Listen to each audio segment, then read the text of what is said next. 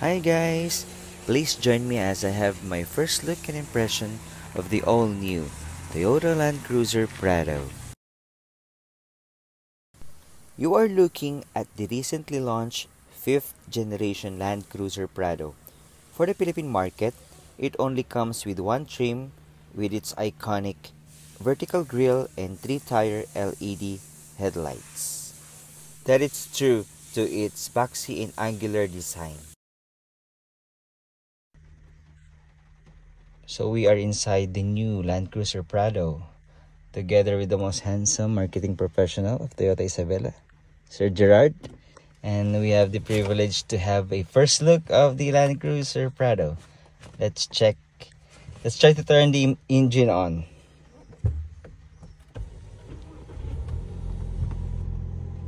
So this is the animation of the dashboard.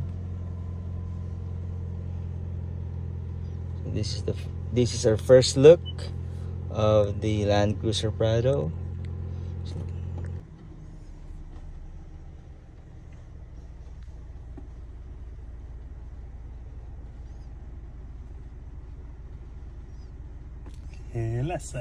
Apparently this is a full-time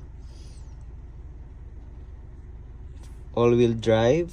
You have the option to have it on high 4 and low 4 with differential lock, central differential lock. So this is the key fob.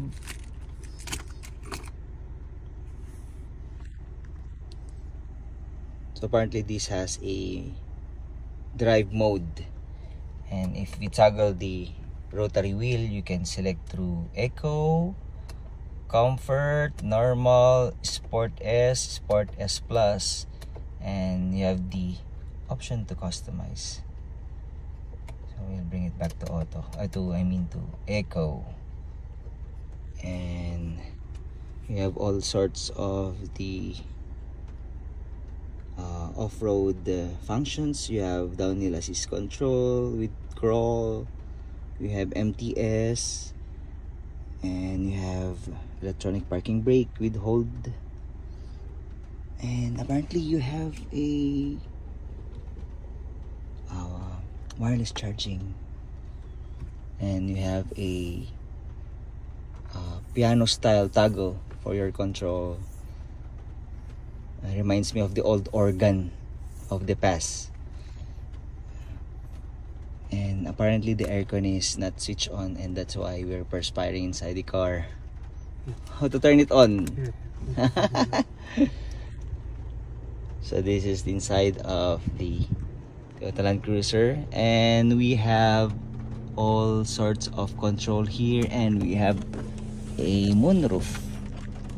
Wow. So this is the steering wheel of the Land Cruiser Prado with all sorts of key control. You have the volume, menu, mode. You have your cruise control, adaptive cruise control, and all sorts of driving assist system. So we have a circular aircon vent reminiscing of the past FJ40 and the past FJ or Land Cruiser series. Apparently this glove box has a cool box, so you can put your cold drinks there, keep it cold on the drive. So sitting behind the second row, you can definitely feel how premium the leather are, and you have here your own switches off your aircon with automatic climate control system with HDMI control, and 2 USB-C, and cigarette lighter for your 12 volts auxiliary. Apparently it has HDMI input for you to control your rear entertainment system. That's a very convenient entertainment system for your passenger for long drives. And it has a black liner, all black interior. This is to keep it tidy and cleaner than the other interior colors, because this apparently has purpose of off-roading, right? Yes, sir. So it has a automatic, the switches are over there, so we cannot go there because of the tight spaces. So we can just show you the automatic switches for your third row seats, and apparently it can accommodate 7 to 8 passengers with center cup holder.